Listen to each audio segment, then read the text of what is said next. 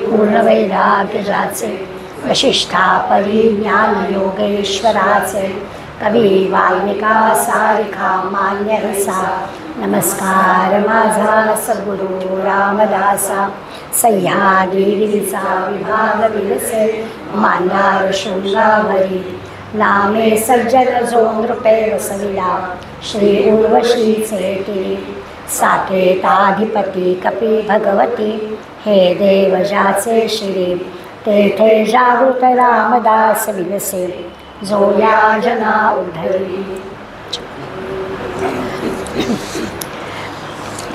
आज आपण 11व्या दशकाला सुरुवात करणार आहोत. दशकाचं नावच आहे मुळी भीमदशक. समर्थ मारुतीरायाचे अंशावतार आहेत. भीमरूपी महारुद्रा स्तोत्राची सुरुवातच भीम या शब्दाने झाली आहे.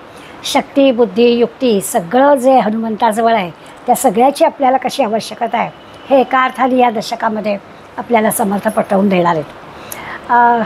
योगवशिष्ठ नावाचा जो ग्रंथ आहे त्या ग्रंथामध्ये वशिष्ठांनी रामाला केलेला उपदेश आहे.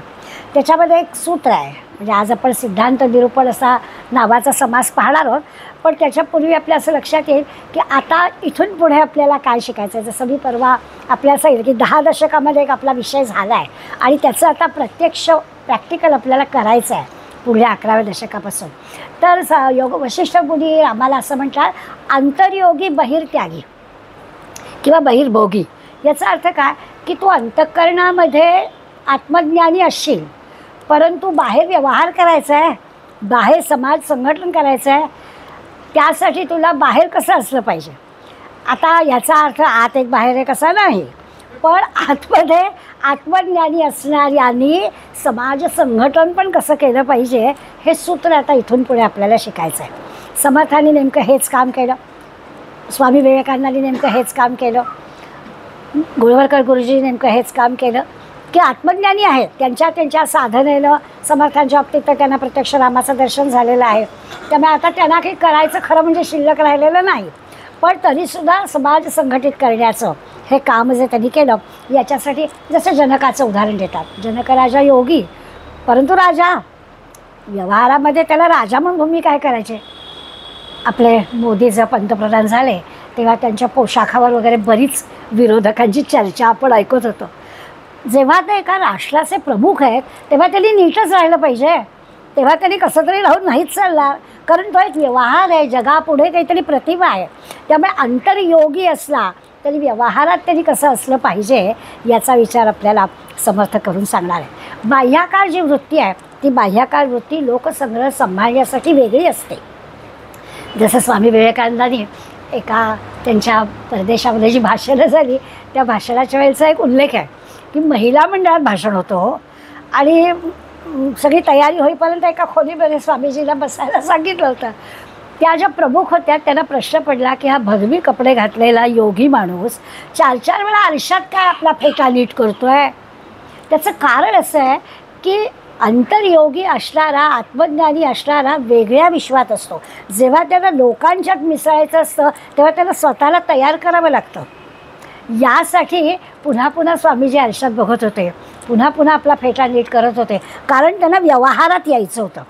हा जो विचार आहे तो आपल्याला आजच्या समाजामध्ये एका अर्थाने शिकायचा आहे की आता आत्मज्ञान झालेलं आहे. अगदी बरोबर आहे. प्रत्यक्ष रामाचं दर्शन झालेलं आहे. जे काही आपल्याकडून आपल्या कार्य होणं अपेक्षित आहे त्या कार्याचं स्मरण रामाने करून दिलेलं आहे. आणि अंतर्ज्ञानी आत्मज्ञानी असणाऱ्याच्या ज्या गोष्टी असतात म्हणजे त्यांच्या मनात संकल्प विकल्प नसतो. हे हवं आहे ते हवं आहे असंच हवं आहे तसंच हवं आहे ही काहीच त्यांच्याजवळ नसते. त्यांची सगळ्यांच्याबद्दल समबुद्धी त्यांची असते. कुठे भेद नसतो, आपला परका असं नाही. हे सगळं आपल्याला आहे व्यवहारामध्ये. पण या आत्मज्ञानी माणसाला काही नसतं. इतकं कशाला सगळ्या प्राणी मात्रांच्यात सुद्धा ते भगवंत पाहत आहेत. म्हणून मग कुत्रा शिळी भाकरी खातोय तो तुपाचा टोप घेऊन मागे धावलं जात आहे. नाथ आपले गंगा घेऊन गाढवाच्या मागे धावत आहेत. कारण त्या गाढवामधला त्या कुत्र्यामधला सुद्धा भगवंत यांना कळतो म्हणून भिंत चालवली जाते. असं सगळं जे आपल्याला दिसतं याचं कारण ते आहे की त्यांना अगदी अचल आणि चल या सगळ्यांमधला भगवंत त्यांना कळतो. तुमच्या आमच्याला कळतो काय, प्राणी मात्रांच्या झाडाझुडपांच्या मधलं सुद्धा त्यांना कळतो. तर अशा आत्मज्ञानी माणसांनी लोकसंग्रह पण केला पाहिजे आणि मग ही जी सगळी आत्मज्ञानी म्हणून तयारी झालेली आहे, ती तयारी लोकसंग्रहाच्या वेळेला काही उपयोग नाही. तिथे आपल्याला पुन्हा सगळ्यांना भेदबुद्धी नसली तरी अशा पद्धतीने समबुद्धी पण ठेवून चालणार नाही आहे. इथे आपल्याला बांगलादेशाच्या पंतप्रधानांना आपल्या देशामध्ये दिलंच पाहिजे राहायला परवानगी. त्याच्यामुळे राजकारण आहे. तिथं जर आपण म्हटलं की आता नाही हे आपल्याला नाही असं नाही चालणार. मग रशियाला एकटं पाडलं असतं तर रशियातलं कच्चं तेल विकत घेतलंच पाहिजे. त्याच्यावर आपल्याला प्रक्रिया करून त्याच अमेरिकेला आणि चायनाला विकलंच पाहिजे. ह्या सगळ्या व्यवहारातल्या गोष्टी त्या केल्याच पाहिजे. समबुद्धी ठेवली आणि हे केलंच नाही तर काय उपयोग. लोकसंग्रह ज्याला करायचा आहे, लोकनेता जो आहे त्यांनी व्यवहारामध्ये वेगळ्या पद्धतीने आचरण करावं लागतं. ही समबुद्धी अशी सगळीकडे चालत नाही असं आपल्या लक्षात येईल. अगदी स्थळ काल किंवा विशेष जे काही प्रसंग असतात या सगळ्याच्या वेळेला त्यांना मीपणाची जाणीव ठेवायला हवी. आता आत्मज्ञानीला मीपणाची जाणीव नाही असं आपण वारंवार म्हणतो आहे की मीपणाची जाणीव नाही. त्याला अहंकार गेला तरच हे काम होईल. पण ज्याला लोकसंग्रह करायचा आहे त्याला मीपणाची जाणीव ठेवायला हवी. त्याला असं करून चालणार नाही. त्याला आपण कुठल्या स्थळी आहोत, कुठल्या कारणासाठी आहोत. आता युक्रेनला काल गेले, आपल्या लोक धडधडत आता का बाबा तिथे कशाला गेला. पण त्याच्या मागे त्यांच्या काही भूमिका आहेत. ज्याला नेता म्हणून काम करायचं आहे, लोकसंग्रह ज्याला करायचा आहे त्या माणसाचं या सगळ्या एका चौकटीच्या माध्यमातून त्यांना कार्य करावं लागतं. त्यांना असं करता येणार नाही की आपण मीपणा वेगळा ठेवून चालणार नाही. मग तिथे जेव्हा इलेक्शन येतं त्या भाषण करताना मी काय केलं सांगावंच लागेल. ते न सांगता कसं जमणार. मी काय केलं दिसतं आहे, लोक पाहतील, लोक विचार करतील, लोक मतं देतील असं नाही चालणार करून. लोकसंग्रह करायचा आहे, नेता म्हणून करायचा आहे तर या सगळ्या गोष्टी विचार करावा लागतो असं आपल्याला दिसतं. त्यामुळे व्यवहारामध्ये ही अशी भेदबुद्धी, त्याच्यात भेदबुद्धी हा शब्द जर आपल्याला खटकतो नाही असं नाही, पण ती असावी लागते. आपला परका हा भेद करावा लागतो. तिथे आपल्याला त्यांच्या भाषेत त्यांना उत्तर द्यावं लागतं. अशी गोष्ट करावी लागते. म्हणजे आपण जर म्हणतो लेकी बोले सुने लागे तर ते करावं लागतं. तसं करून नाही चालणार. या गोष्टी आपोआपच आल्या. त्यामुळे आत्मज्ञानी माणसाचं आत्तापर्यंत 10 दशकामध्ये आपण जे चित्र पाहिलं अगदी ते बरोबरच आहे. त्याला कुठे धक्का पोचेल असं काहीच करायचं नाही आहे. खरोखरच त्या आत्मज्ञानी माणसाच्या हवे नकोपणाच्या, संकल्प विकल्पाच्या, सुखदुःखाच्या सगळ्या संवेदना ज्या असतात त्या गेलेल्या असतात. त्याला सगळीकडे ईश्वर कळलेला असतो. देहबुद्धीच त्याची हरपलेली असते. हा देह आहे का नाही काय काहीच त्याचं नसतं. देह नाहीच आहे कायम टिकणारा. अशा पद्धतीचं त्या आत्मज्ञानी माणसाचं सगळं असतं. त्याची जाणीव अशी व्यापक झालेली असते. असं आपण सगळं आत्तापर्यंत पाहिलं. आता आपल्याला जे काही पाहायचं आहे त्या सगळ्या आत्मज्ञानी माणसांनी लोकसंग्रह केला पाहिजे. नेता बनलं पाहिजे. आपल्या शब्दासाठी लोक अनेक जमवता आले पाहिजेत. जे समर्थांनी प्रत्यक्ष करून दाखवलं. 1200 1400 मठ दर 5 एक मैलावरती तरुणांचा संघटन करायचं आणि तिथे मठस्थापना करायची. त्यातल्या त्यात एखाद्या मुलाला लीडर बनवायचा. हे सगळं त्यावेळच्या परिस्थितीला आवश्यक होतं. आता खरं त्यावेळच्या कसं म्हणायचं, आत्तासुद्धा ती आवश्यकता आहेच असं आपल्याला दिसेल. त्यामुळे या सगळ्याची पुन्हा कशी गरज आहे आणि आत्मज्ञानी माणसालाच जमू शकेल. ज्याला हे सगळं कळलं आहे तोच हा नेता पण बनू शकेल असं एक आपल्याला सिद्धांत निरूपणामध्ये आज शिकायचं आहे. एकीकडे ते विसरायचं नाही आहे. म्हणजे 10 दशकामध्ये आपली जी काही मनाची तयारी झालेली आहे त्या तयारीच्या अनुषंगानेच आपल्याला लोकसंग्रह करायचा आहे. म्हणजे आपल्याला या दशकामध्ये एकीकडे निस्पृह वर्तणूक पण पाहिजे की ते केल्याशिवाय लोकसंग्रह होत नाही. लोकांसाठी झिजल्याशिवाय लोक आपल्याकडे येणार नाही. या सगळ्या गोष्टी पण आपल्याला करायच्या आहेत. पण त्याबरोबर आपल्या लक्षात येईल की भीमदशक असं नाव का ठेवलं. जसं आपण आज पहिला समास पाहणार आहोत तसं या थोड्या दशकाबद्दल पण विचार करणार आहोत. जसं मगाशी म्हटलं की शक्ती बुद्धी युक्ती हनुमंतासारखी सगळी समर्थांजवळ होती आणि समर्थांनी त्याचा वापर पण आपल्याला केलेला दिसतो. या दृष्टीने विचार केला तर रामाची भक्ती किंवा रामाची सेवा याच्यासाठी भगवान शंकरांनी 11 अवतार घेतले असा उल्लेख आपल्याला पुराणात सापडतो. समर्थांचा ना 11 आकडा झाला कौतुकाचा आहे. 11 बहु 11 किंवा 11 मारुतींची स्थापना वगैरे असं आपण पाहतो. बऱ्याच ठिकाणी 11चा उल्लेख त्यांनी केला आहे. आणि याला 11वा रुद्र म्हणतात हनुमानाला, त्या शंकराचा अवतार म्हणून. तर असं सगळं हनुमंताचं म्हणून त्यांनी समर्थांनी भीम त्याच्या शक्तिबुद्धीचं प्रतीक म्हणून या दशकाला तसं नाव दिलेलं आहे असं आपल्याला कळेल. हनुमानामध्ये जसं सर्व आहे, बुद्धिमत्ता वरिष्ठ असं म्हटलं आहे. आता बुद्धिमत्ता वरिष्ठ म्हटलं आहे तरी तुमच्या आमच्यासाठी विविध गमतीच्या गोष्टी केल्यात बरं का. आपल्याला आपल्या गोष्टी ऐकायला आवडतात म्हणून सांगते गोष्ट की अयोध्येला सगळे जर परत आले, रावण युद्ध झाल्यावर, रावणाला मारल्यावर, तेव्हा हनुमंत पण आले अयोध्येला रामाबरोबर. आणि सतत रामाबरोबरच. हा रामाचा दास एक सेकंदसुद्धा त्या रामाच्यापासून दूर नाहीच, कायम बरोबर. सगळे अयोध्येतली मंडळी, अयोध्येत आता भरत शत्रुघ्न नाही तर नंतर भेटलेली आहेत ना मंडळी, तर त्याला आम्हाला काही रामाचं मिळतच नाही काही त्याच्याशी हा आहेच सारखा. म्हणून मी सगळ्यांनी थोडीशी कंप्लेंट केली सीतेकडे की ते काय ते बघा ते मारुतीला आता परत जबात झालं तुझं काम कर. परंतु तो काही हालायलाच तयार नाही. ते कीर्तनकार गोष्टी सांगतात त्या अशा रंगून सांगतात, मग आपल्याला मुद्दा पटतो चांगला. आणि मग सीतेने हनुमंताला सांगितलं की अरे आता इतक्या वर्षांनी 14 वर्ष वनवासातून परत आल्यावर राम सगळ्यांना भेटत आहेत, तर सगळ्यांना प्रत्येकाला इच्छा आहे, तर मी एक कामाची यादी करते, तू आपला एकदा सकाळी आणि एकदा संध्याकाळी रामाच्या दर्शनाला जा, पण बाकी आता नको तिथे जाऊ. असं हनुमंत म्हणजे तिचा पुत्रच आहे ना, त्यामुळे मुलाला समजावं असं सीतेने म्हणे त्याला समजावलं. तर हनुमंत मला अगदी यू आर राईट, चालेल तसंच करूया. आणि मग ही कामाची यादी करून बाकीच्यांना पण कामं दिली. हनुमंताला काहीच काम दिलं नाही, यादीमध्ये कामच नाही हनुमंताला, कारण तसाही तो जाणारच सकाळ संध्याकाळ, म्हणून त्याला कामच दिलं नाही. हनुमंत बुद्धिमत्ता वरिष्ठ. हनुमंतानी यादीवर नजर टाकली, मला आईसाहेब एक काम राहिलं आहे म्हणाला. तर काही कामं राहिली नाहीत, सकाळपासून रात्री झोपेपर्यंत सगळी सेवा कोणी करायची, कशी करायची सगळं मी सांगून ठेवलेलं आहे. नाही म्हणाला एक काम राहिलं आहे. म्हणजे काय काम राहिलं आहे? गंमत आहे मोठी. त्यामुळे अहो रामाला जर जांभई येईल तर टिचकी कोण वाजवणार, ते काम मी करणार.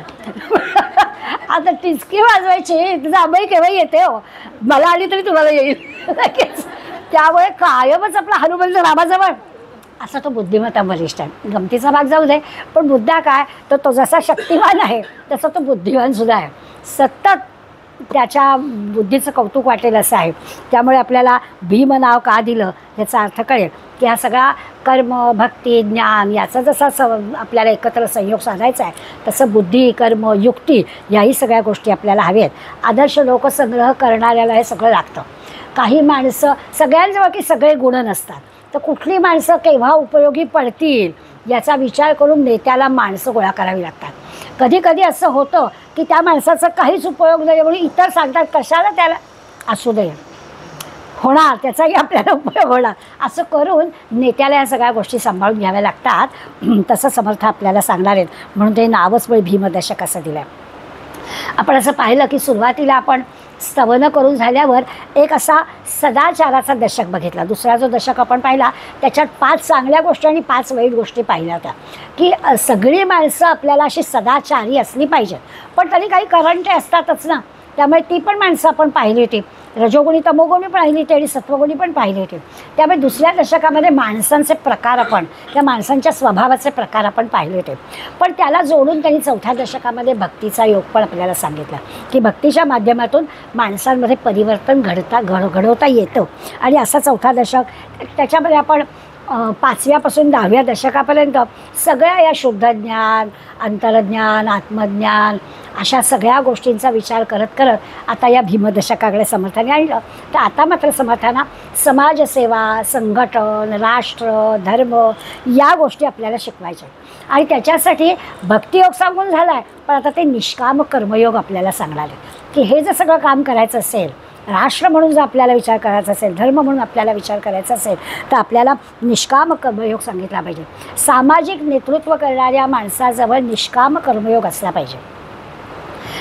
समाजसेवा करणारी मंडळी असतात ना, त्यांना वारंवार त्यांनी मनाशी असं ठरवलं पाहिजे की ही समाजाची गरज म्हणून आपण करत नाही आहोत, ही आपली गरज आहे म्हणून आपण हे काम करायचं आहे, तरच ते समाजसेवा होईल. नाही तर लोकांना काय वाटतं, काय आम्ही काम करतो आहे, नाही, ही तुमची गरज आहे. आपल्या अंगावला आता खूप शिक्षिका जायला लागली आहेत. आता तर परवा कालच मला फोन आला होता की दोघींनी असं ठरवलं की दर बुधवार आणि सोमवार, दर सोमवार आणि बुधवार त्या जाणार आहे दोघीजणी. काय रिक्षा करतील, गाडी करतील, बसेस जातील, पण आम्ही ठरवलं आहे की आठवड्यातून 2 वेळा जाईल. मला खूप आनंद झाला. म्हटलं अरे वा छान आहे.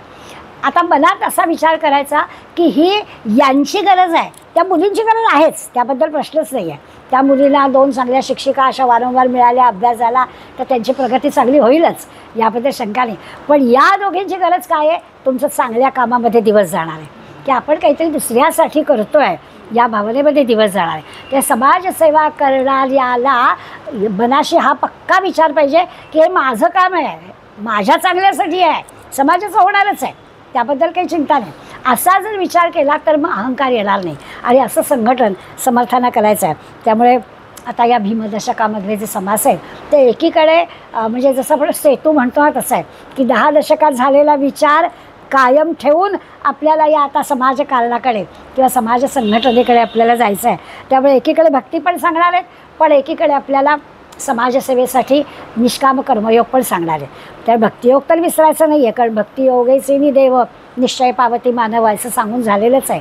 तर तो योग करायचाच आहे, पण त्या जोडीला निष्काम कर्मयोग पण आपल्याला करायचा आहे म्हणून ते आपल्याला सांगतात. म्हणजे इकडे माया ब्रह्म विसरायचं नाही आहे, ही सगळी दृश्य जगातली मायाच आहे, त्यामुळे त्या मायेत अडकायचं नाही आहे. ते जे ब्रह्म आहे म्हणजे सर्वांभोवती, जसं बेलसर यांनी आपल्याला एक उदाहरण दिलं आहे. आपण शाळेमध्ये सामान्य नाम आणि विशेष नाम शिकलो होतो. आता सामान्य नाम म्हणजे काय, समजा धातू म्हटलं तर कितीतरी सोन्यापासून लोखंडापर्यंत कितीतरी धातू आहेत, त्या सगळ्यांमध्ये जे कॉमन आहे त्याला आपण सामान्य म्हटलं. पण विशेष म्हटलं की मग त्याला सोनं आलं, लोखंड आलं, असं त्याचे गुण पाहून नाव देता आलं.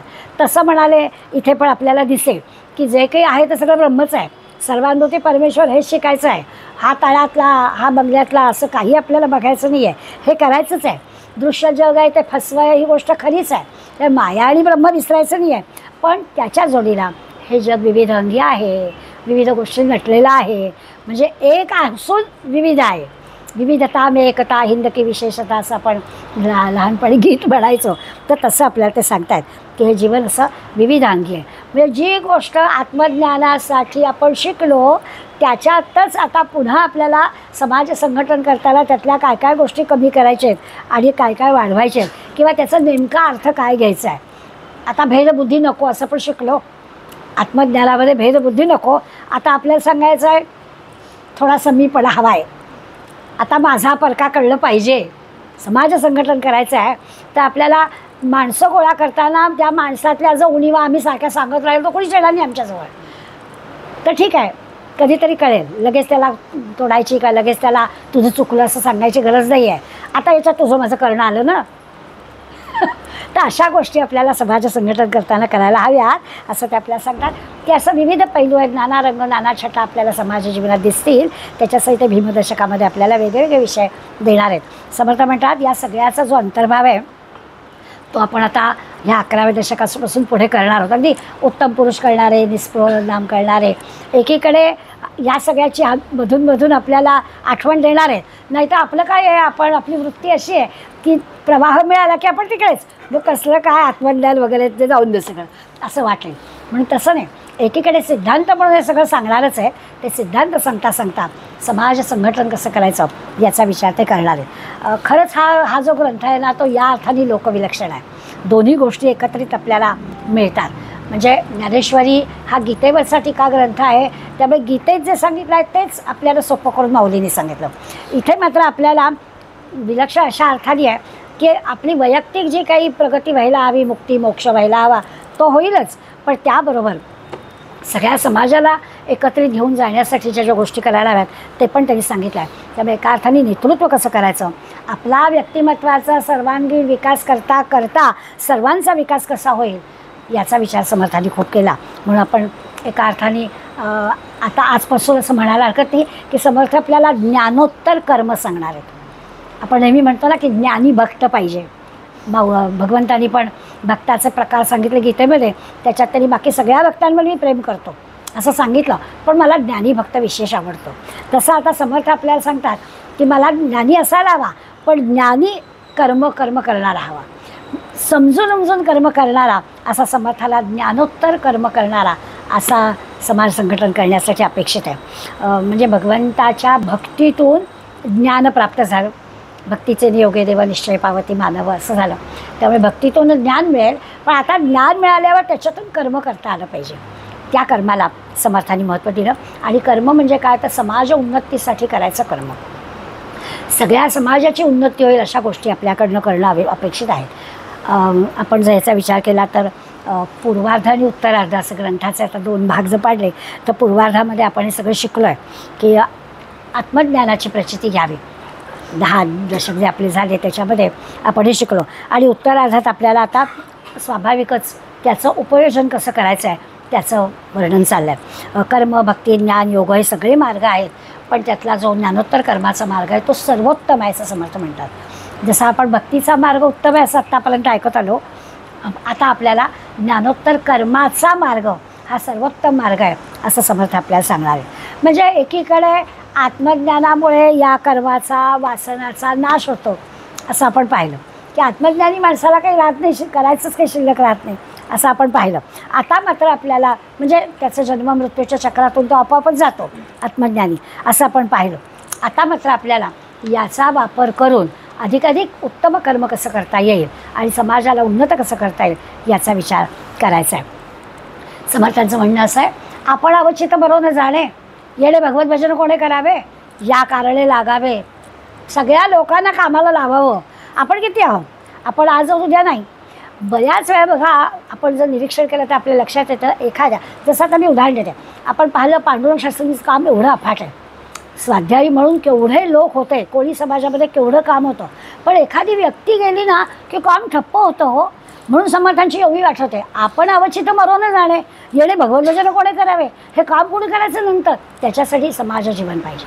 काही काळ होतं, आज केवढं मोठं तत्त्वज्ञान विद्यापीठ आपल्या ठाण्यामध्ये आणि केवढं प्रचंड कार्य होतं, पण त्या व्यक्तीच्या मागे त्या तसंच्या तसं कार्य चालू ठेवण्यासाठी जे करावं लागतं ते घडत नाही. याच्यासाठी समर्थ आपल्याला सांगतात की भगवत भजन वाढक्या ज्ञानोत्तर भक्ती किंवा ज्ञानोत्तर कर्म हे वाढवण्याची गरज काय आहे तर चांगलं काम टिकलं पाहिजे. ते टिकलं नाही तर त्याचा उपयोग काय. आपण असे जगदोद्धार करणे आहे, तुमची तनू आहे आमची तनू आहे, 2 तपे रक्षिणी काय आहे, जगदोद्धारा कारण आहे असं जे समर्थांना रामरायांनी सांगितलं की आपल्यापुरती मुक्ती, आपल्यापुरता मोक्ष हे पुरेसं नाही. जगदोद्धार तुम्हाला करायचा आहे. सगळ्या संतांच्या बाबतीत आपल्यालाही दिसेल. आपले ज्याला आपण आद्य क्रांतिकारक वासुदेव बळवंत फडके म्हणतो, हे वासुदेव बळवंत फडके ब्रिटिशांच्या काळामध्ये गोंधळकर महाराजांकडे गेले होते. तेव्हा त्यांनी असं म्हटलं की आपण इतिहास परत घडवूया. तुम्ही समर्थ व्हा, आम्ही शिवाजी होतो आणि आपण परत इतिहास घडवूया. याचा अर्थच आपल्या लक्षात येईल की या दोन्हीची गरज आहे. नुसतं संत म्हणून, आत्मज्ञानी म्हणून समाजाला, काही ठराविक समाजातला एखादा गट आपल्या याच्या मागे येईल आत्मज्ञान वगैरेच्या, सर्वसाधारण सर्वांसाठी जे आहे ते आपल्या जगदोद्धारासाठी कर्मयोगाचाच वापर केला पाहिजे याची जाण समर्थांसारख्या संतांना होते. म्हणून आपल्याला असं दिसतं. स्वामी विवेकानंदांना रामकृष्णांनी सांगितलं होतं, तू नाही तुझी हाडं करतील, नाहीच चालणार तू आता याला मला आत्मज्ञान झालं आहे आणि तू योगी होशील आणि मला आता काय मी म्हणेन तेव्हा ध्यानाला बसतो आणि मला कालीमातेचं दर्शन होतं, मला आता कशाची गरज नाही असं तू म्हणून चालणार नाही. तू नाही तुझी हाडं देशाचं काम करते असं रामकृष्णांनी उत्तर दिलं होतं त्यांना. गोरखनाथ गुरुजींना त्यांच्या सद्गुरूंनी सांगितलं होतं की रामकृष्ण मठामध्ये तांब्याची भांडी घासणं हे तुझं काम नाही आहे. झालं तरी ती सेवा करून झाली, त्या साधनेने तुला काय मिळायचं ते मिळालं. आता तुझं काम काय आहे. समाजोद्धार, समाजासाठी काम, ही जी काही समर्थांची दृष्टी होती त्याची उदाहरणं आपल्याला नंतरच्या कालावधीमध्ये दोन्हीकडली दिसतात की ज्यांच्या मागे हे अशा पद्धतीनं प्रेरणास्थानच नाही असं झालं की काम ठप्प होतं. तसं होता कामा नये. म्हणजे आत्मसाक्षात्कारानंतर विश्रांती नाही घ्यायची. आत्मसाक्षात्कार झाला चांगलीच गोष्ट आहे, पण त्याच्यानंतर आपण कर्ममार्ग अनुसरला पाहिजे आणि अधिकाधिक लोकांपर्यंत दिलं पाहिजे. हा खरा आजच्या या दशकापासून पुढे संबंध विवेचनाचा त्यांचा विषय आहे. की आता सगळीकडे आपल्याला हे दिसेल की अज्ञानी जीवांचं उत्थान करणं, अज्ञानी जीवांना ज्ञानमार्गाकडे नेणं हा प्रयत्न करायचा आहे. आता ह्यापूर्वी आपण ज्ञानमार्ग शब्द वापरायचो ना, तेव्हा तो ज्ञान म्हणजे आत्मज्ञानाचा होता. आता आपल्याला शहाणे करून सोडावे सकल जन या अर्थाने ज्ञानी अज्ञानी म्हणायचं आहे. की आता लोक अशीच आहे, लोक मतलबी आहेत, त्यांच्यापुरती आहे, त्यांच्यापुरतं बघणारी आहेत, मान्य आहे. याच सगळ्यांना आपल्याला कामाला लावायचं आहे आणि मग आपल्याला अशा पद्धतीने दिसेल. त्यामुळे स्वतःच्या आत्मसाक्षात्काराची जी उच्च पातळी त्यांनी गाठलेली आहे त्याचं चांगलंच आहे, पण इतरांचं अज्ञान दूर करण्यासाठी या गोष्टीचा उपयोग केला पाहिजे. आता आपल्यात आणि यांच्यात खूप मोठं दरी आहे असं करून नाही चालणार. म्हणजे हे सगळे संत आहेत, आत्मज्ञानी आहेत, आमचं काय होणार असं नाही. आता त्यांनी खाली आलं पाहिजे तर यांचं उत्थान होणार आहे. अशासाठी समर्थ आपल्याला या गोष्टी सांगतात की स्वतःची जी पातळी आहे, आत्मसाक्षात्काराची पातळी आहे, ती आता जरा बाजूला ठेवून समाजामध्ये मिसळलं गेलं पाहिजे, तर हे लोकोद्धाराचं कार्य होईल. याला एक छान शब्द समर्थांनी वापरला आहे. याला समर्थ म्हणतात सहज समाधी. जेव्हा आत्मज्ञानी माणूस लोकोद्धारासाठी असा खाली येतो, आता त्याला आधी भेद मानायचा नाही, अभेद वृत्ती असायला हवी. आता त्याला या लोकांसाठी खाली समाजामध्ये यायचं आहे, तर ही जी आहे ना, ही सहज समाधी आहे. समर्थांचं जरा म्हणजे किती हे आहे, सहज समाधी सहज ठीक आहे की ही सहज. आत्मज्ञानी माणसाला समाधीसाठी किती किती प्रयास पडलेले आहेत. आता त्यामुळे असं जेव्हा घडेल तेव्हा ही सहज समाधी आहे. लोकसंग्रह, संघटन हे अतिशय महत्त्वाचं आहे. आता अशा पद्धतीचं लिखाण की अशा पद्धतीचं प्रत्यक्ष आपल्या जीवनामध्ये हे समर्थांनीच केलं. अन्य सगळ्या संत पुष्कळ होऊन गेले, परंतु अशा पद्धतीने समाजासाठी आपल्या संबंध तत्त्वज्ञानाचा आणि आपल्या संबंध चरित्राचा उपयोग केला. हे समर्थांचंच वेगळेपण आहे असं दिसेल. एकीकडे आपल्याला असं वाटतं की समर्थांच्या काळामध्ये केवढी बौद्धिक अराजक माजलेलं असेल, किती साध्या साध्या वाटणाऱ्या गोष्टी समर्थांना सांगाव्या लागल्या.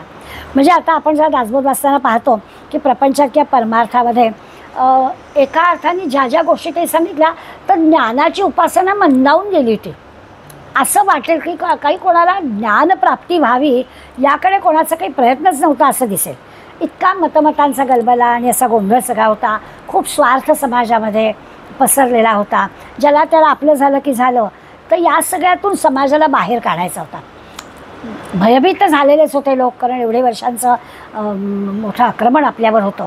त्यामुळे या लोकांच्या मनातली भीती दूर करणं, स्वार्थ दूर करणं, पुन्हा त्यांना उभं करणं हिमतीनं, ही खूप मोठी कामं समर्थांच्या डोळ्यासमोर होती. आणि अशी निस्पृह निस्वार्थी माणसं मिळणं अवघड होतं, कारण ज्याला त्याला आपला प्रपंच सांभाळणं हीच मोठी कठीण वाटणारी गोष्ट होती. मग हे तत्त्वज्ञान वगैरे कधी शिकवणार? त्यामुळे लोकांना म्हणजे कधी कधी असं वाटतं की समर्थांनी एवढं प्रपंचाचं कौतुक का केलं बरं. एकीकडे दृश्य जग कसं नाशिवंत आहे असं सांगतात आणि प्रपंच सुखे करावा असं कसं काय सांगतात. पण समर्थांच्या लक्षात आलं की लोकांना प्रपंच केल्याशिवाय परमार्थ सांगण्यात अर्थ नाही आहे. त्यामुळे लोकांनी करावा, प्रपंच सुखे करावा, परी काही परमार्थ वाढवावा, परमार्थ अवघाची पुढवावा हे विहित नव्हे, असं त्यांच्या गोडी गुलाबीने जसं आपण म्हणतो ना, तसं लोकांना त्यांनी सांगायला सुरुवात केली असं आपल्याला दिसेल. काही काही गोष्टी असं वाटतं की हे काय सांगायचं आहे, लवकर उठा, किती वेळा प्रातःकाळी उठावे, काही पाठांतर करावे, यथानुशक्ती आठवावे, सर्वोत्तमासी, हे काय सांगायची गोष्ट आहे का हो असं वाटतं. पण ज्या अर्थी हे सगळं सांगितलं जात आहे त्या अर्थी समाज किती अधोगतीला गेलेला होता हे असं आपल्या लक्षात येईल. कितीतरी ठिकाणी असं वाटतं की समाजाला एवढं पण लक्षात येत नव्हतं या काय गोष्टी सांगायच्यात, लवकर उठाय काय सांगायला हवं होतं का. पण याचा अर्थ समाजामध्ये या गोष्टी होत नव्हत्या म्हणून समर्थांना हे सांगायला लागत होतं. म्हणजे सामान्य माणसाची जीवन पातळी अगदी हीन दशेला गेलेली होती. अशा पद्धतीनं समाज सगळा झालेला होता. प्रपंच पण धड नाही, परमार्थाची बातच नाही, असं सगळं होतं. म्हणून ते त्यांनी आपल्याला हे सांगितलं आहे, उत्तम प्रपंच करा आणि मग काहीतरी परमार्थ होईल तुमच्या हातून, असं होईल. तो गोष्ट खरी आहे. या पार्श्वभूमीवर आता आपल्याला आजचा सिद्धांत निरूपण हा विचार करायचा आहे.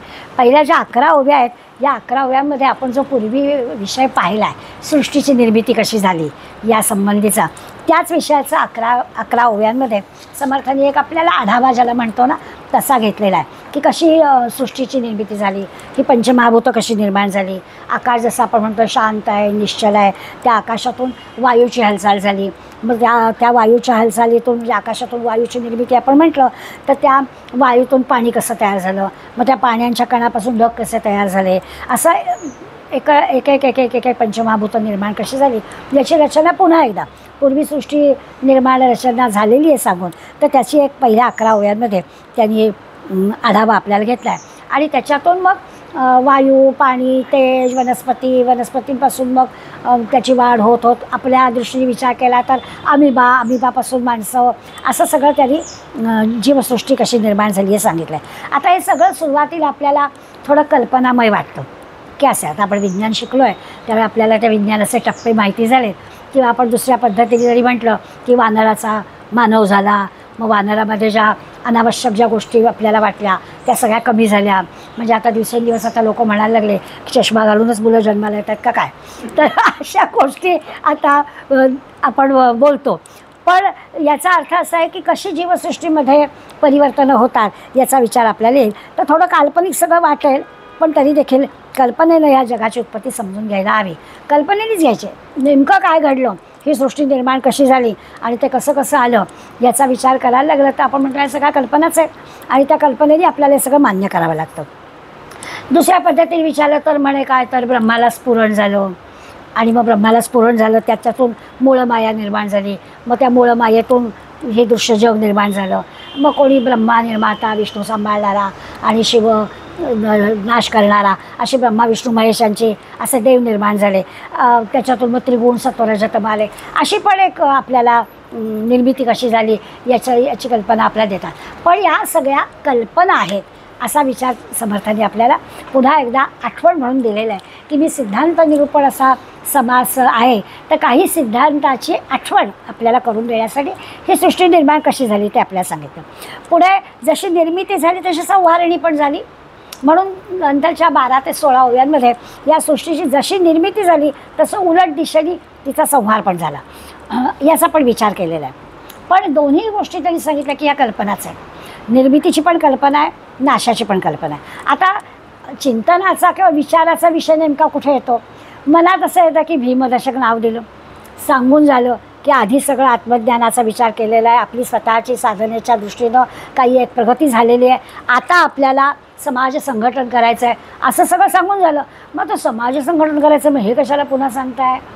मग त्याचं कारण असं आहे की प्रत्येक वेळेला त्यांनी ही कल्पना आहे, ही केवळ कल्पना आहे असं सांगण्यासाठी आपल्याला ही गोष्ट सांगितली आहे की सृष्टी निर्मितीच्या आधी पण परमात्मा होता. सृष्टीचा संहार झाला की सुद्धा तो शिल्लक राहणारच आहे. हे जे वारंवार सांगितलं आहे त्यामधला जो सगळा भाग आहे तो कल्पनेने आपण समजून घ्यायचा आहे. हे सांगण्यासाठी पुन्हा त्यांनी परब्रह्माची कल्पना आपल्याला यावी यासाठी या पहिल्या 16 ओव्या त्यांनी खर्च दिल्या. पुढे त्यांनी असं म्हटलं की समजा म्हणजे नाश झाला किंवा संहारिणी ज्याला म्हटलं त्या संहारिणी म्हटलं की 100 वर्षामध्ये पाऊसच पडला नाही. म्हणजे दुष्काळ किती पडला असेल याची कल्पना आपल्याला 100 वर्ष आता ही कल्पनाच नाही करू शकत. त्यामुळे 100 वर्ष पाऊस पडला नाही तर पृथ्वीची काय परिस्थिती झाली. सगळे जीव बिचारे म्हणजे प्राण गेले, अनेक जीव पृथ्वीवरचे नष्ट झाले. आणि मग सूर्याची जी प्रखर किरणं ती म्हणजे 12 प्रकारची प्रखर किरणं या पृथ्वीवरती पडायला लागली. म्हणजे आपल्या भाषेत आता म्हणतो ना की ओझोनचा स्तर कमी झाला आहे. मग पहाटे का फिरायचं तर तो ओझोन खाली आला असेल, मग आपल्याला सकाळच्या वेळामध्ये जरा चांगली हवा मिळेल. आता शहरात तेही शक्य नाही आहे कारण शहरात फक्त रात्रीच ट्रक फिरवायला परवानगी असते. त्यामुळे हवं तेवढं प्रदूषण ऑलरेडी झालेलं असतं तर काय आपल्याला शुद्ध स्वच्छ हवा मिळणार, तो भाग वेगळा. पण या अशा प्रकारच्या सूर्याच्या किरणांचा फार मोठा प्रखर प्रभाव या पृथ्वीवरती पडतो. आणि इतकं होतं की दुष्काळाच्या जोडीला या प्रखर किरणांमुळे पृथ्वी जळून जाते. अशा पद्धतीने म्हणजे पृथ्वी जळून गेल्यावर काय तर जसं दुष्काळ पडला म्हणून अनेक जीव या पृथ्वी तलावरचे नाहीसे झाले, तसं या प्रखर किरणांच्या सहाय्यानं ही जळत गेली पृथ्वी तर पृथ्वीच्या खाली असणारे सगळे जीवसुद्धा नष्ट झाले. इतकं परिस्थिती गंभीर झाली. पृथ्वीवरचं पाणीसुद्धा सगळं नष्ट झालं. म्हणजे इतकी उष्णता होती की पाणी सुद्धा झालं. असं सगळं पंचमहाभूतं एकापुढे एक नाहीशी झाली.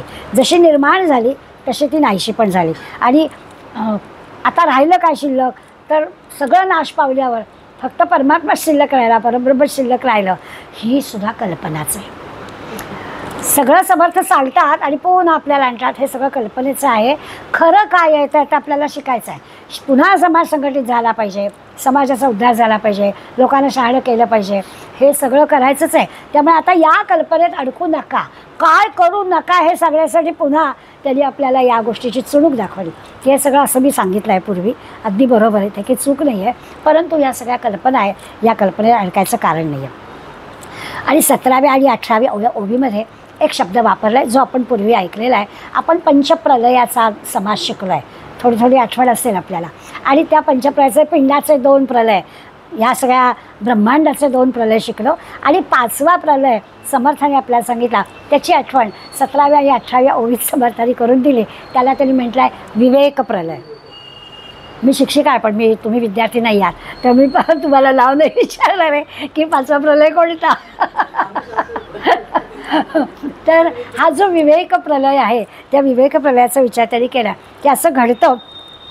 ते म्हणतात विवेकाने काय करायचं, या दृश्य गोष्टीचा संहार करायचा. हे सगळं दिसणारं जग आहे, सगळ्या कल्पनाच कशा आहेत, या कल्पना दृश्य जगात अडकायचं नाही, याच्यासाठी त्यांनी विवेक प्रलय आपल्याला करायला सांगितलं.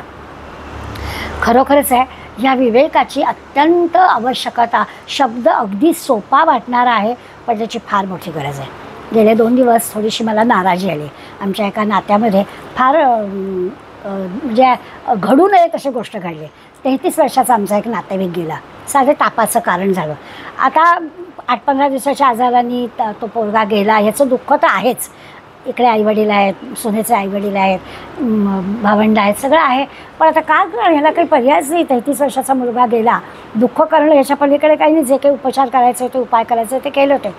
पुढली गोष्ट आणखीन वाईट आहे. 3.5 वर्षाची मुलगी आहे हो, आणि त्या बायकोनी काल सकाळी विष घेतलं. ती राहते. विवेक नसण्याचं, मी हे उदाहरण आपल्याला का देते की विवेक नाही, विचार नाही, धैर्य दाखवलेलं नाही. असं कसं वाटलं गेल्या 5-6 वर्षामध्ये या माणसाबरोबर विवाह झाल्यापासून तुझं हे झालं, आणि आता ह्याच्याशिवाय मी जगूच शकत नाही. आपल्याला आई वडील, मुलगी, भावंड, समाज काही आहे की नाही. हा विवेक नसण्याचं लक्षण आहे. समर्थ जो सांगतात ना की विवेकाने ह्या सगळ्या कल्पना आहेत या बाजूला करा. जे घडतं आहे किंवा घडू नये ते घडलं असलं तरी त्याला तोंड देण्यासाठी आज आपल्याला सगळ्यांची शक्ती मिळणार आहे, सगळ्यांचं सहाय्य मिळणार आहे. अचानकपणे असं का वाटावं की अगदी सगळंच मोठं अवघड आहे, आणि असा जीव देऊन त्या पोरीवर ते केवढा अन्याय आहे, त्या जीवाचा काय चूक आहे याच्यामध्ये. तर अशा घटना भोवताली घडल्यानं की असं वाटतं की समर्थांचा विवेक शब्द सगळ्यांना शिकवायला हवा आहे. अरे विवेकाने वागा, विवेकाने वागा, असं गैर करणं हे चुकीचं आहे. पण समर्थ आपल्याला सांगतायत की हा सगळा जो काही विश्वाचा व्यवहार चाललेला असतो ना, त्याच्यामध्ये सगळ्या ह्या कल्पना आहेत असं लक्षात घ्यायच्या, आणि विवेकाने प्रत्येक गोष्ट करायची. फार लाडका शब्द आहे समर्थांचा, आणि आपल्यासुद्धा त्याचा खूप उपयोग होतो की प्रत्येक ठिकाणी कुठे आपला विचार तर होत नाही ना, आपण कुठे काही चुकीचं तर वागत नाही ना, असं आपल्याला सारखं स्वतःला तपासावं लागतं. या अर्थाने तो विवेक प्रलय आपण पाहायचं आहे. सृष्टीची उत्पत्ती, स्थिती, लय या सगळ्या गोष्टीसुद्धा ते जर म्हणतात कल्पना आहे, मायाचं आहे असं जर म्हणतात, तर सगळीकडे हे असं एकमेवाद्वितीय परब्रह्म आहेच आहे, आणि ते सारखं माझ्याबरोबर आहे. याचा जेव्हा विश्वास आपल्याला वाटेल तेव्हा माणूस विवेकाने वागेल. म्हणजे अविवेक केव्हा होतो की आपण दुबळे आहोत, आपण दुर्बळ आहोत, आपल्याला काहीच कोणाची मदत नाही आहे, अशामुळे माणूस अविवेकाने वागतो. पण जेव्हा परब्रह्म परमात्मा माझ्याबरोबर सतत आहेच असा जर विश्वास वाटला तर माणूस अविवेकाने नाही वागणार. अशा अर्थाने ह्या बाकीच्या सगळ्या कल्पना आहेत, आपण विवेकाने आचरण करायला पाहिजे. असं जाता जाता ते आपल्याला 17 आणि 18 ओव्यांमध्ये त्या विवेक प्रलयाचं स्मरण करून देणार आहेत. आता आपण पाहिलं की कल्पनेमुळे सृष्टी निर्माण, कल्पनेमुळे संहार, कल्पनेमुळे दुष्काळ, कल्पनेमुळे पंचमहाभूतं जी निर्माण झाली ती नाश पावणं, असं सगळी कल्पना आहे असं त्यांनी सांगितलं. कल्पनेमुळे अष्टधा प्रकृती, पंचमहाभूत आणि त्रिगुण ही अष्टधा प्रकृती.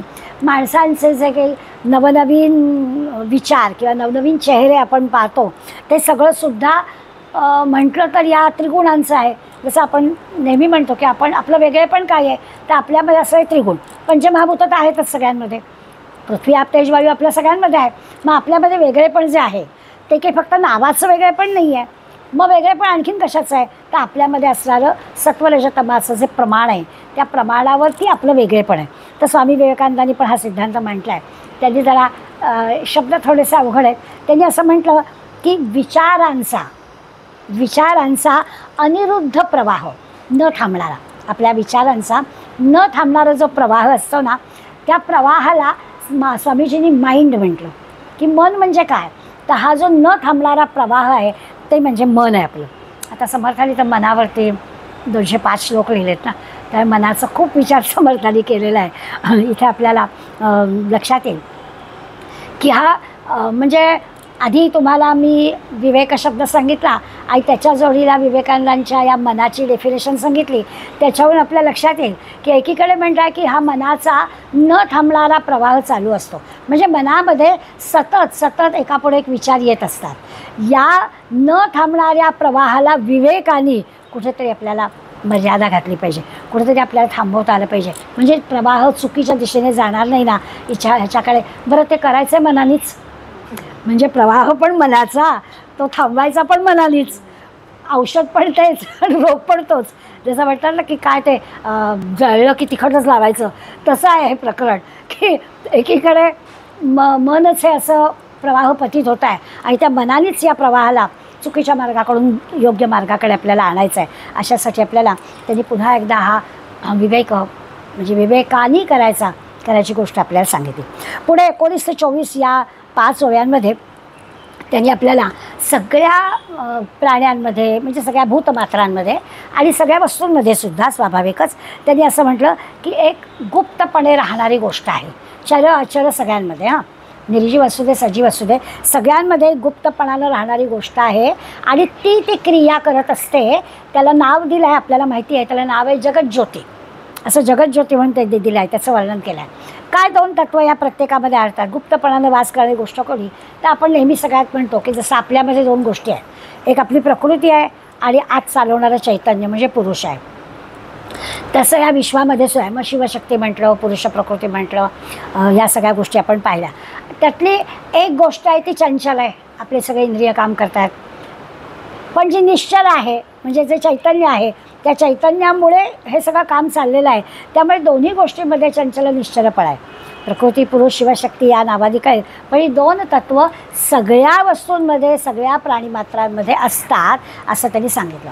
मग आता विश्वाचा कर्ता जो आहे, त्या विश्वाच्या कर्त्यामध्ये पण ह्या दोन्ही गोष्टी आहेत असं पाहिलं तर त्याच्यामुळे ह्याच्या सगळ्या म्हणजे ह्या विश्वाचं हालचाल जी होते आहे, याचं जे चलनवलन चाललं आहे, त्या चलनवलन चालण्यासाठी या परब्रह्म परमात्म्याजवळ सुद्धा या 2 गोष्टी आहेत असं त्याचं वर्णन केलं आहे. आणि असं वर्णन करून सुद्धा तो अकर्ता करतोय सगळं, पण तरी तो अकर्ता. जसं आपल्या चैतन्याबद्दल आपण तसंच म्हणतो, करूनही अकर्ता, त्याच्याशिवाय काहीच होत नाही आहे, पण तो काही करत नाही आहे असा विचार त्यांनी पुन्हा एकदा आपल्याला 19 ते 24मध्ये सांगितलं. अवतारी पुरुष जे आहेत, जे श्रीकृष्ण आणि श्रीराम आपण म्हणतो, किंवा संत म्हणून जे आहेत, या सगळ्या संत सद्गुरू ही सगळी मंडळी जी आहेत यांच्यामध्ये सुद्धा अंतर्यामी ह्या दोन्ही गोष्टी असतात. त्यातल्या या गोष्टीचा उपयोग ते कसा करतात ते आपण पाहिलं तर आपल्याला कळेल. सगळी कर्म करवून घेणारा तोच असतो. म्हणजे आता आपण विवेक असा शब्द पाहिला आणि एकीकडे हा अकर्ता असणारा आतमध्ये परब्रह्म परमात्मा बसला आहे आणि त्याच्या करवी आपण कामं करतो आहोत. चंचल भाग जो आपला आहे किंवा प्रकृती म्हणतो आहे, ती प्रकृती आपल्या प्रकृती काम करणार आहे, पण काम करवून घेणारा आत आहे. आता स्वाभाविकच चांगलं काम केलं तर आतल्याची शक्ती चांगली मिळाली असा त्याचा अर्थ झाला. आणि जर का आपल्याकडून वाईट काम केलं गेलं तर याचा अर्थ त्यांनी आपल्याला नीटपणे बुद्धी दिली असा त्याचा अर्थ झाला. एकीकडे तो अकर्ता, तो काही करत नाही आहे, पण बुद्धीचा वापर चांगल्यासाठी करणं आणि त्याच बुद्धीचा वापर वाईट गोष्टींसाठी करणं असं जेव्हा आपल्याला दिसतं त्यावेळेला आपल्या मनात विचार की अंतर्यामी तोच आहे ना. मग सगळ्यांच्या अंतर्यामी तोच आहे, परब्रह्म परमात्माच आहे. आणि मग एक जण आपल्या बुद्धीचा वापर चांगल्यासाठी करतो आणि दुसरा आपल्या बुद्धीचा वापर वाईटासाठी करतो, असं का होतं. मोठमोठे जे बँकेतले किंवा ह्याच्यातले आर्थिक घोटाळे असतात, त्या आर्थिक घोटाळे करणारी माणसं हुशारच असतात, त्यांना सगळी माहितीच असते. आता या सगळ्या ज्या आपण मोबाईलवर आपल्या सारख्या सूचना येतात, माहिती नसणारा फोन घेऊ नका, अगदी तो नुसता फोन घेऊन सुद्धा तुमचा बँकेतला अकाउंट खाली होईल, अशा काय काही सूचना आपल्याला येतात. ह्याचा अर्थ अशा प्रकारचं करणारा जो कोणी आहे हुशारच आहे तो. आता तो हुशारी त्याची वाईट कामासाठी लावतो आहे ही गोष्ट खरी आहे. म्हणजे त्याच्याकरवीच जर सर्व कर्म होतात आणि तो जो परमात्मा परमेश्वर आहे, तो ते जे चैतन्य आहे त्याला जर करता करविता आपण म्हणतो आहोत आणि तोही शेवटी दोन्ही गोष्टी जर करत आहे तर कसं काय आपण कसा विश्वास ठेवायचा. म्हणून समर्थ सांगते की असा आहे तो बुद्धी देतो असं नाही आहे. त्या तुमच्या सत्वरजतमाचं जो काही तुमची बुद्धी तमोगुणाकडे नेत असेल, काय बरोबर काय चूक हे जर विवेक कळत नसेल तर या अशा गोष्टी घडतात की बुद्धीचा वापर आपण कशासाठी करायचा हे जर त्याला कळलं नाही तर तो विवेक करत नाही असा त्याचा अर्थ होईल. तर आतलं चैतन्य काही ही बुद्धी देणार नाही आहे त्याला, ते चैतन्य काही त्याला अशी वाईट गोष्ट कर असं सांगणार नाही आहे.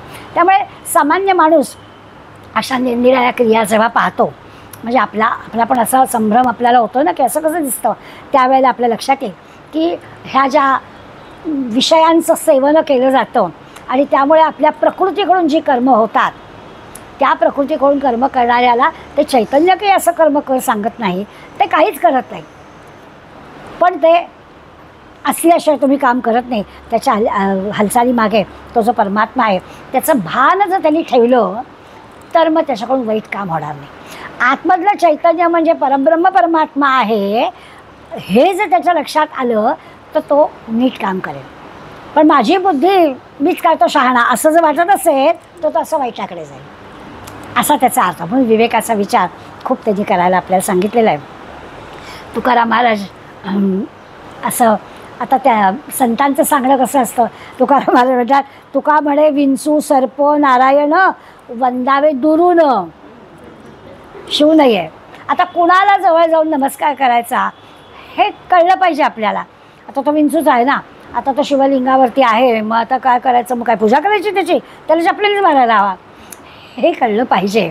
याच्यासाठी आपल्याला त्यांनी विचार सांगितला आहे की अंतर्यामी सगळीकडे जरी परमात्मा प्रवेश असला तरी आपल्याला विवेकबुद्धी दिली आहे ना, त्या विवेकबुद्धीने आपल्याला वापरता आलं पाहिजे. अंतर्यामी असणारा म्हणजे सगळ्या प्राणीमात्रांच्यात मनुष्यात सगळ्यांमध्ये तो परमात्मा आहे असं सारखं आपल्याला सांगितलं जातं. ही गोष्ट खरी पण आहे. पण कुत्र्याच्या अंतर्यामी असणारा परमेश्वर त्याला जे काही दिसतं त्याच्यावर गुणगुणण्याचीच क्रिया करणार. मग आपण काही त्या परमात्म्याला दोष देणार नाही काही, ते त्याचं कामच आहे ते. अशा पद्धती विंचवाला तुम्ही जर धक्का लागला तर तो तुम्हाला डूब धरून अंगी मारणारच, तो सोडणारच नाही तुम्हाला, कारण त्याच्यामधला जो परमेश्वर तीच बुद्धी तुम्हाला त्याला देणार आहे. तर अशा पद्धतीने शेवटी आतला परमात्मा परमेश्वर काय करतो हे महत्त्वाचं नाही आहे, तर आपण विवेकाने त्याचा उपयोग कसा करतो आहे हे महत्त्वाचं आहे. म्हणून ते आपल्याला विवेकी माणसाच्या कडे म्हणजे त्याचा पाहण्याचा दृष्टिकोन कसा आहे हे लक्षात घेतलं पाहिजे असं ते आपल्याला सांगतात. सामान्य माणसाचं बरोबर आहे, सामान्य माणूस आपल्या देहाचा विचार करतो. माझ्या देहाला जे सुखकारक आहे तसं मी करणार असं त्याला वाटतं, तेव्हा सामान्य माणसाचं बरोबर आहे. पण जो ज्ञानी आहे, जो विवेकी आहे, त्यांनी मात्र आपल्या अंतर्यामी असणाऱ्या जाणीवेचा शोध घेऊन त्याचं आचरण तसं ठेवलं पाहिजे, म्हणजे मग समाजाला त्याचा आदर्श ठेवता येईल. नाही तर सामान्य माणूस असंच करणार, तो त्याच्या सुखाचा विचार करणार, त्याच्या देहाचा विचार करणार, स्वाभाविक आहे. थोडक्यात असं आहे की ज्ञानी जे आहेत, साक्षात्कारी जे आहेत, संत आहेत, महंत आहेत, अवतारी पुरुष आहेत, या सगळ्यांना प्राणी मात्र सारखेच दिसतात. सर्वानुभूती परमेश्वर असं ते जे म्हणतात ते का आहे याचा विचार आपण केला पाहिजे. म्हणजे बघा 26व्या ओळीपर्यंत म्हणजे अर्ध्या समासापर्यंत आपण आलो, पण अर्ध्या समासात दोन्ही गोष्टी समर्थ सांगतात असं आपल्या लक्षात येईल. आत्ता 10 दशकापर्यंत सांगितलेल्या अंतर्ज्ञानाचा पण सारखा विचार करतात आणि हळूहळू आपल्याला समाजाकडे नेण्याचा प्रयत्न पण त्यांचा चाललेला आहे. पुढल्या 25-26 2 ओव्यांमध्ये गीतेचा आधार त्यांनी घेतला आहे. विद्याविनय संपन्ने ब्राह्मणे गवी हस्तिनी शुनीचैव पाकेषु पंडिता समदर्शिना, त्याचा त्यांनी आधार घेऊन सांगितला आहे की विद्वान जी मंडळी आहेत, डिग्री होल्डरसाठी म्हणत नाही आम्ही, आपल्या ज्ञानी माणसांबद्दल आपण म्हणतो आहे, माझी भगवंत म्हणतो आहे की ते समदर्शी असतात. मग समदर्शी म्हणजे काय, विद्याविनय संपन्न असतात. त्यामुळे ते कुत्रा असू दे, गाय असू दे, हत्ती असू दे, माणूस असू दे, सगळ्यांकडे ते समान दृष्टीनं पाहतात असं गीता आपल्याला सांगते. आता त्याचा विचार करताना हे विद्यावंत, गुणवंत, विचारवंत संत मंडळी समानतेने पाहतात. म्हणजे काय, मग समान पाहतोय, गाईसमोर चारा टाकतो म्हणून माणसासमोर नाही की चारा टाकत, माणसासमोर माणसाचंच अन्न दिलं पाहिजे, गाईसमोर चाराच दिला पाहिजे. अगदी घोड्यावरून आणणारा जावई, गंमतशीर वर्णन करतात, घोड्यावरून जावई यायचा पूर्वीच्या काळी, तो घोडा जावयाचा म्हणून काय त्याला घरात नाही बांधायचा, त्याला बाहेर असं जावयाचा घोडा म्हणून काय झालं. तर समान दृष्टीने पाहायचं म्हणजे काय, याचा विचार गीता आपल्याला करायला सांगते. संत मंडळी, महंत मंडळी, आपली आदर्श मंडळी हा विचार करतात. व्यवहारामध्ये हा भेद करावाच लागतो. जरी समदर्शी असले तरीसुद्धा मनुष्य माऊलींच्या ओव्या म्हणजे अगदी चपकन लगेच आपल्याला बसते. त्यामुळे मनुष्य आणि गधडे, राजा उसळी कोंबडे, राजे आणि माकडे एककेसी. माऊली बरोबर उदाहरण देतात की याला काय एक म्हणायचं. मग समदर्शी म्हणजे काय असा विचार जर केला तर एकीकडे आपल्याला नाथांनी गंगाजल गाढवाला पाजलं तहानेनं व्याकुळ झालेल्या हे पण दिसत आहे, तेही समदर्शी. आणि अशा पद्धतीनं विवेकाने विचाराने वेगळं दाखवणं हे पण समदर्शी. म्हणजे आत्मज्ञानी माणसाने समाज संघटन करताना कशा पद्धतीने समदर्शी व्हायचं याच्यासाठी गीतेचा आधार समर्थांनी घेतला. शंकराचार्यांनी पण द्वैत आणि अद्वैत एकाच सूत्रामध्ये कसं सांगायचं ते आपल्याला सांगितलं आहे. आता आपण मगाच्या शब्दाकडे मी तुम्हाला परत नेणार आहे की याला समर्थांनी ही जी अंतरस्थिती आहे हे असं भेद पण आहे आणि एक पण आहे अशा दोन्ही गोष्टी ज्या आपल्याला सांगितल्या. आणि याला एक शब्द वापरला मगाशी सांगितला की हे सगळं सहज समाधी आहे. याला सहज समाधी म्हटलं. हे त्या समाज काम करणाऱ्या किंवा नेता म्हणून नेतृत्व करणाऱ्याला हे असं सहज जमलं पाहिजे. कुठे नेमकं वेगळं दाखवायचं, कुठे एक आहे दाखवायचं हे त्याला जमलं पाहिजे. त्या अंतरस्थितीला समर्थ सहज समाधी म्हणतात. सद्गुरूकडून हे श्रवण केलं तर आपल्याला या गोष्टी सहज कळतील असं त्यांनी आपल्याला सांगितलं. आणखीन एक आधार त्यांनी घेतला. ते म्हणतात भावाद्वैतम सदा कुर्यात क्रियाद्वैतम कुत्रचित. म्हणजे काय तर भावनेनं अद्वैत पाहायचं, म्हणजे सगळीकडे एकच आहे असं पाहायचं. पण जो संसारी माणूस आहे त्याला सारखं असं पाहून नाही चालणार. त्याला मात्र क्रिया करताना द्वैतातच करायला पाहिजे. म्हणजे सगळीकडे एक आहे बरोबर आहे म्हणून आपण कुणाच्याही घरी गेले अरे माझंच घर आहे असं म्हणू का. तिथे आपल्याला पाहुण्यासारखंच लागलं पाहिजे. नाही नाही सगळं एकच असं कसं म्हणून चालेल असं नाही. त्यामुळे असं व्यवहार करताना दया करणे पुत्रासी तेच दासासी हे बरोबर आहे की आपण आपल्या मुलांवर जसं प्रेम करतो तसं नोकरांवर करावं. पण तरी मुलगा वेगळा आणि नोकर वेगळा रागवायचं असेल तर नाही होतं उद्या यायचाच नाही आहे पंचायत होईल. त्यामुळे गोड बोलायला लागतं. अगं उशीर नको करूस ये ना मला बाहेर जायचं असतं असं गोडच बोलावं लागतं बायकांशी. ही काय वेळ आहे का तुझी यायची उद्या यायचीच नाही अजिबातच बसा असं आहे. त्यामुळे कुणाला ओरडायचं केव्हा ओरडायचं कुणाशी कोणती भाषा वापरायची हे बघावं लागतं. त्यामुळे दया करणे पुत्रासी दास आणि दासी बरोबर आहे पण कोणत्या मर्यादेपर्यंत. आपल्या मुलाला काल आपल्याकडे पाहुणे होते आज आता कालचं आपल्याला संपवायचं आहे. मग आपण मुलांना गोड बोलून सांगतो छानपैकी सगळं पुन्हा गरम करतो आणि मग त्या दिवशी तेच आपण खातो आणि आपण ती सवय लावतो की नाही अन्न बाहेर जाता कामा नये. तसं आपल्या येणाऱ्या कामाऱ्या बाईला सुद्धा गरम करून वाढायचं एवढा पुरता एकपणा बरोबर आहे. पण याचा अर्थ शेवटी मुलगा वेगळा आणि नोकर वेगळा हे आहेच. अशा पद्धतीनं त्यांनी आपल्याला सांगितलं की सर्वानुभूती ईश्वर ही गोष्ट खरी आहे पण भेद कुठे आणि एक कुठे हे आपल्याला कळलं पाहिजे. 27 ते 30 ओव्यांमध्ये समर्थ आपल्याला सगळ्या जगातल्या सगळ्या प्राण्यांना चालवणारी आणि त्यांच्यातच राहून कार्य करणारी एक शक्ती आहे. मग अशी जे नाव घेतलं आपल्याला आता हे सहज समाधी आणि जगज्योती हे दोन सिद्धांत निरूपण आहे ना. आजच्या समासाचं नाव सिद्धांत निरूपण आहे. म्हणजे सिद्धांतच आपल्याला आता थोड्या व्यावहारिक पातळीवर समजून घ्यायचे म्हणून ते आपल्याला सांगणार की सगळ्या प्राण्यांना चालवणारी एक शक्ती आहे. त्यांच्यातच राहून कार्य करणारी ती शक्ती आहे तिला जगज्योती असं म्हणतात. आपली जी पंच ज्ञानेंद्रिय आहेत त्या ज्ञानेंद्रियांच्या द्वारा आपण जे काम करतो त्या सगळ्या म्हणजे आपण डोळ्यांनी पाहतो कानाने ऐकतो जिभेने चव घेतो वगैरे वगैरे या सगळ्या कर्मेंद्रियात राहून ही आपल्याला ते अनुभव देते. या अर्थाने आपण तिला जगज्योती असं म्हटलं. आता ही जगज्योतीचा सूक्ष्म आहे. इंद्रियांमध्ये राहून आपल्याकडून ते कार्य ती घेऊन येते की आपण एखादी गोष्ट पाहतो म्हणजे नुसते डोळे आहेत आणि ती वस्तू आहे म्हणजे ती दिसते असं नाही काही. आपल्याला अनुभव येतो आपण रस्त्याने चाललो आहे छान प्रकाश आहे डोळे आपले उघडे आहेत म्हणजे खरं समोरची प्रत्येक गोष्ट दिसायला पाहिजे ना. पण समोरची अगदी ओळखीची व्यक्ती येते जवळ येते तरी आपण लक्षच नसतं आपलं म्हणजे ते जे लक्ष नसतं ती तिसरी गोष्ट आपल्याला लागते. डोळे उघडे आहेत प्रकाश आहे समोर माणूस येतं मग ती आपल्याजवळ असा हात करते काय लक्ष कुठं आहे म्हणजे तिथे आपल्याला लक्ष नावाची आणखीन एक गोष्ट लागते ती जी आहे ती जगज्योती. कारण काय तर तिच्याशिवाय आपल्याला नुसते डोळे असून नाही दिसत आपलं लक्ष पण असावं लागतं. कारण त्या डोळ्यांमध्ये जी काही आपली शक्ती आहे ती शक्ती असल्याशिवाय आपल्याला दिसतच आहे. आपल्या काहीतरी डोक्यात वेगळे विचार असतात आपण काहीतरी वेगळ्या विचारत असतो आणि मग त्यामुळे समोर ओळखीची व्यक्ती आली तरी आपलं लक्षात जात नाही. त्यावेळेला आपल्याला कळतं ती जी शक्ती आहे कर्मेंद्रियांमध्ये राहून त्या इंद्रियांना शक्ती देणारी ती जगज्योती आहे. ही जगज्योती सूक्ष्म असते, ती काही अशी आपल्याला कळत नाही. त्यामुळे तिच्यामुळे आपल्याला सगळ्या गोष्टी जाणवतात. मग आपल्याला प्रत्येक इंद्रिय आपलं काम करतो. नव्हे आपल्या सुखदुःखाच्या कल्पना आहेत त्यासुद्धा या जगज्योतीमुळेच आपल्याला कळतात. आपल्या स्थूल देहाचं रक्षण करायला पुष्कळ गोष्टी आहेत, पण सूक्ष्म देहाचं रक्षण जगज्योती करते. सूक्ष्म देहाचं रक्षण म्हणजे काय, समजा आपल्याला राग येतो आहे, आता ती जी जगज्योती आहे ना, ती जी आतली शक्ती आहे ना, तीच आपल्याला शांत करते. आपलाच राग आपण शांत करायचा, बाहेरच्या गोष्टी नाही आपल्याला आपला राग शांत करणार. आपलंच मन आपल्याला सांगतं असू दे, काही राग व्यक्त करून उपयोग होणार नाही आहे ना, मग बस आता गप्प, असं आपलंच मन. म्हणजे मनच राग कुणाला येतो, मनाला. रागातून दूर कोण येतं, मन. ते मनाचीच शक्ती आहे ही. जगज्योती नाव दिलं असलं तरी शक्ती तीच आहे की आपल्या सूक्ष्म देहाचं रक्षणसुद्धा ही शक्ती करते. यालाच आपण अंतरात्मा म्हटलं, तिला शक्ती म्हणून जगज्योती म्हटलं. आत्मा म्हणा, अंतरात्मा म्हणा, विश्वात्मा म्हणा, जगज्योती म्हणा, सगळं खरं म्हणजे एकच आहे. परमात्मा म्हणा, द्रष्टा म्हणा, नावं किती वेगवेगळी दिली असली त्या त्या पातळीवर नाव वेगळं, परंतु त्याचा अर्थ एकच आहे. नावं भरपूर दिलेली आहेत असं आहे. पुन्हा 31 ते 35 या 6 ओव्यांमध्ये पुन्हा एकदा ही मूळ माया आणि जगज्योती, म्हणजे आत्ता म्हटलं तसं ही सगळी शक्ती, ही सगळी शक्तीमध्ये म्हणजे एका अर्थाने मूळ माया ही ब्रह्मानंद, परब्रह्मातून मूळ माया आली.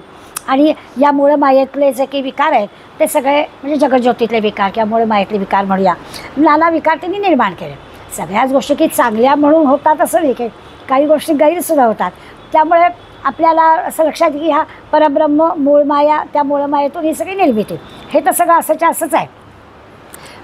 त्या ब्रह्माचं अगदी कितीही वर्णन केलं निश्चल आहे वगैरे वगैरे, पण ते निश्चल ते आहेच ना, त्याच्याशिवाय काही निर्मिती झाली नाही सगळी. त्यामुळे हे समजण्यासाठी आपल्याला सार विवेक, आत्मानात्म विवेक सगळे समास आपले झाले आहेत. हे शब्द काही नवीन नाहीत आपल्यासाठी. हे किंवा नित्यानित्य विवेक हे सारखं करायला समर्थाने सांगितलं आहे. हे सारखं म्हणजे ज्याला आपण म्हणतो ना की आपणच आपली पावलोपावली परीक्षा घेतली पाहिजे. विवेक करायचं म्हणजे काय, नित्यानित्य काय योग्य, काय अयोग्य, काय नित्य, काय अनित्य, हा सगळा विचार करून आपणच आपल्याला तपासायचं. ते तपासलं की हा जो सूक्ष्म देहाचे जे विकार आहेत ते सगळे आपले शांत होतात असं आपल्याला. आता ते म्हटलं की जेव्हा आपण देह टाकतो, म्हणजे माणसाने देह टाकला की आपण काय म्हणतो, अमक्याचा जीव गेला. तर समजा जीव नाही जात, जीव काय जाणार आहे, जीव जात नाही, प्राण जातो, बरोबर आहे, पण जीव काही जात नाही. पण आपण म्हणतो जीव गेला. तर आता असं आहे, आपण म्हणतो पण त्या जीवाला खरं काहीच कळत नाही. ते जे काही असतं त्याला अज्ञान म्हणायचं, त्याला काहीच कळत नाही. प्राण जातात. आता सारखं जरी किती आपल्याला सांगितलं असतं की देह अनित्य आहे, तो जाणारच आहे, पण मी कोणीतरी वेगळा आहे आणि मग मी कोण आहे त्याला ओळखायचं, हे सगळं शब्दांच्या दृष्टीने बरोबर आहे, अगदी मान्य आहे. पण तरीसुद्धा त्या देहाच्या प्रेमात आपण अडकतोच. आणि म्हणून ते आपल्याला सांगतात की जीव जन्मतो, जीव मरतो, ह्या सगळ्या गोष्टी ज्या आहेत त्या जीवाच्या निमित्ताने त्या वासना आकार घेऊन आलेल्या असतात. त्यामुळे या आत्मज्ञानी माणसाला वासनाच नसतात. त्यामुळे तो जीव आला काय आणि गेला काय त्याला काहीच फरक पडत नाही, हे बरोबर आहे. पण या गोष्टीचा उल्लेख पुन्हा इथे का करायचा आहे तर जगज्योतीला ब्रह्मवस्तू म्हणायचं आहे. जगज्योती म्हणजे आपली असणारी शक्ती आहे. ब्रह्मवस्तूतून दृश्य जग झालं आहे. दृश्य जगामधले आपण एक आहोत आणि त्या आपल्या एकामध्ये म्हणजे प्रत्येकामध्ये ती जगज्योती आहेच, ती शक्ती आपल्याजवळ आहे.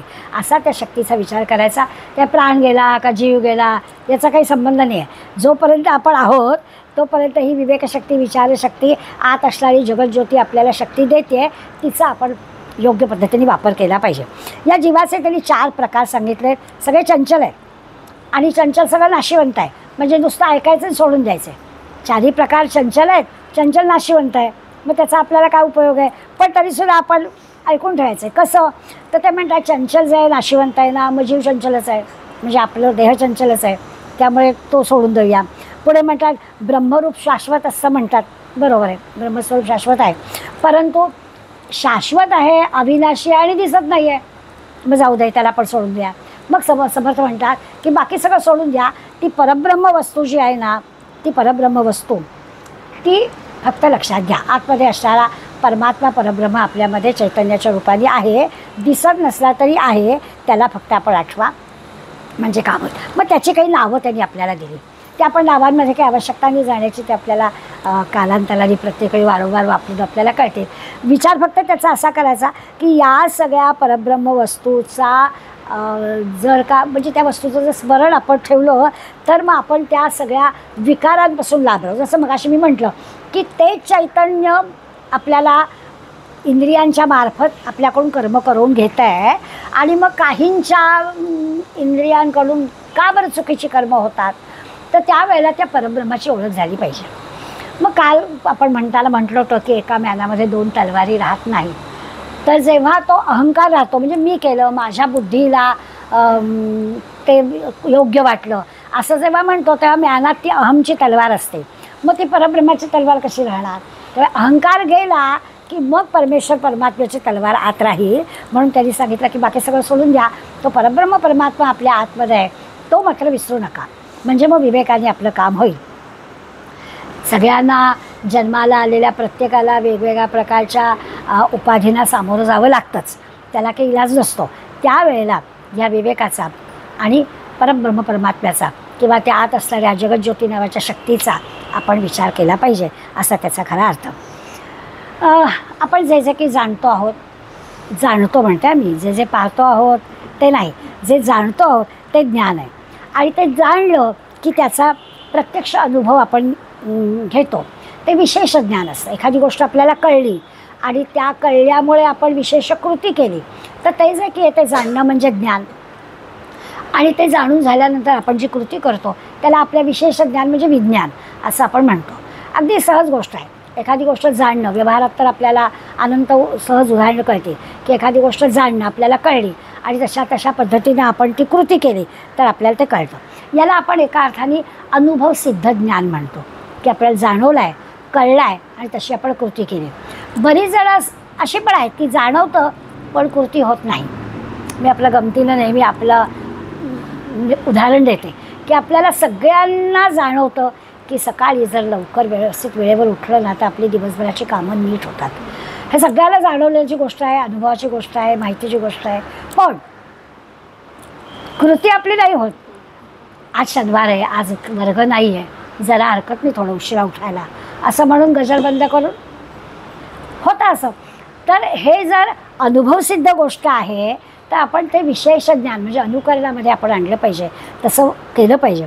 आता व्यवहारातल्या ह्या गोष्टीचा अनुभव आपण रोज घेतो म्हणून, पण समर्थ आपल्याला ज्ञान आणि विज्ञान आणि अनुभवसिद्ध ज्ञान असे शब्द वापरून आपली चूक आपल्याला दाखवतात की ज्ञान झालं आहे, जाणीव झाली आहे, कळलं आहे, त्यातला विशेष फायदा पण आपल्याला कळला आहे, विशेष ज्ञान पण झालं आहे, प्रत्यक्ष अनुभव पण आपण घेतला आहे, अनुभवाला पण आला आहे, तरी देखील अनुभवामध्ये येऊनसुद्धा आपण दरवेळेस ती कृती करत नाही आहोत. म्हणून आपल्याला पुन्हा अज्ञानाकडून ज्ञानाकडे समर्थन येतात की असं कळूनसुद्धा जेव्हा आपण तसं करत नाही त्यावेळेला म्हणजे साध्या मनाला आपण म्हणूया की सर्वसामान्य तुमच्या आमच्या मनाला हे कळलं असलं तरी वळलेलं नसतं, त्यावेळी आपण करत नाही तसं. आणि मग याचं कारण आपण असं अज्ञानाच्या आवरणाखाली असतो. त्या अज्ञानाचं आवरण आपण दूर केलं तर मग आपल्याकडून अशा या गोष्टी होणार नाही. मग त्याच्यासाठी त्यांनी आपल्याला एक 4 पायऱ्यांची साधना करायला सांगितली की असं घडतं. आता काय काय करायचं तर आपल्याच मनाला पटवायचं.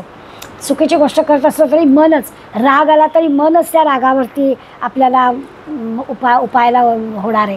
त्यामुळे ही जशी गोष्ट आहे तसं ते आपल्याला सांगणार की असं घडतं.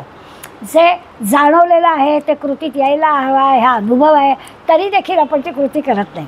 मग ह्याच्यासाठी त्यांनी एक साधनेच्या 4 पायऱ्या आपल्याला समासाच्या अखेरच्या टप्प्यामध्ये सांगितल्या. त्या छान आहेत.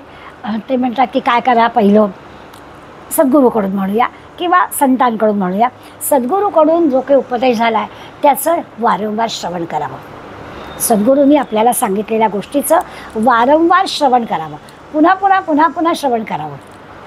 दुसऱ्या पायरीवर सांगितलं जे श्रवण केलं आहे त्याचं थोडासा मनन चिंतन करावं, विचार करावा की आपण हे काल ऐकलं, याचं काय आहे असं दुसऱ्या पायरीवर मनन चिंतन करायला सांगितलं.